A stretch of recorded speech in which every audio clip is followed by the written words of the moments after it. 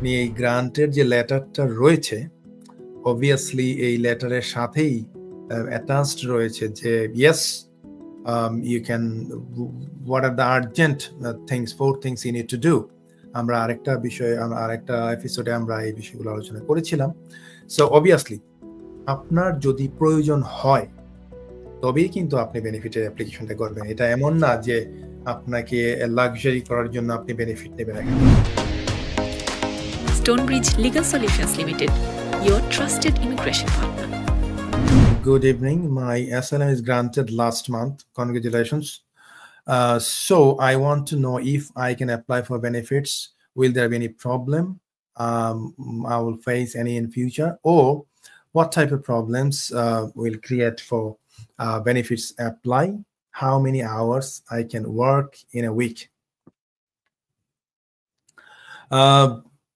দেখেন, the question is আপনি asylum granted হয়েছেন, আপনি এই গ্রান্টের যে লেটারটা রয়েছে, obviously এই লেটারের সাথেই attached রয়েছে যে yes, you can, what are the urgent things, 4 things you need to do.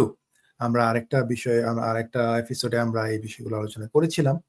So obviously আপনার যদি প্রয়োজন হয় তবেই কিন্তু আপনি বেনিফিটের অ্যাপ্লিকেশনটা করবেন। এটা এমন না যে আপনাকে লাক্সারি করার জন্য আপনি বেনিফিট নেবেন এখানে। If you really need it, you will apply for it.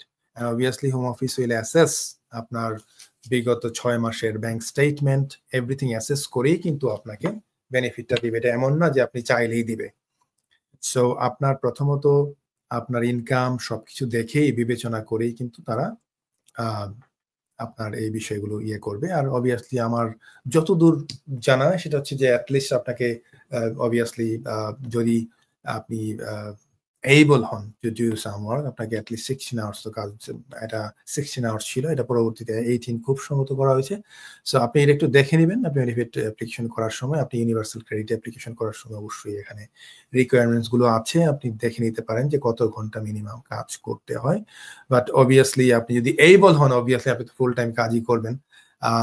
আর যদি আপনার কোনো মেডিকেল ইস্যু থাকে বা কোনো সমস্যা থাকে, কোনো ডিসেবিলিটি থাকে বা কোনো কিছু থাকে, then that is a different case. But normally তো আপনার এটা কিন্তু ইউনিভার্সাল ক্রেডিট আপনি পাবেন কি পাবেন না, এটা আপনি অ্যাসেসমেন্ট করার পরেই কিন্তু তারা বিবেচনা করবে। সো অবভিয়াসলি আপনি একটু দেখে নেবেন, বা প্রয়োজনে আপনি আপনার কোনো সলিসিটরের সাথে কথা বলে আপনি করতে পারেন, অথবা আপনি চাইলে আপনার যে সিটিজেন অ্যাডভাইস ব্যুরো রয়েছে তাদের সাথে কিন্তু আপনি কথা বলে এই জিনিসগুলো করতে পারেন। সো ধন্যবাদ আপনার প্রশ্নের জন্য। বেনিফিট ক্যালকুলেটরও আছে অনলাইনে, অনেক ধরনের বেনিফিট ক্যালকুলেট করে উনি পাবেন কি পাবেন না, আপনি অনেক ধরনের অনলাইন ক্যালকুলেটর আছে। অনেক কিছু সহজ, সবকিছু আপনার গুগলকে আপনি জিজ্ঞেস করলেই অবভিয়াসলি হয়তো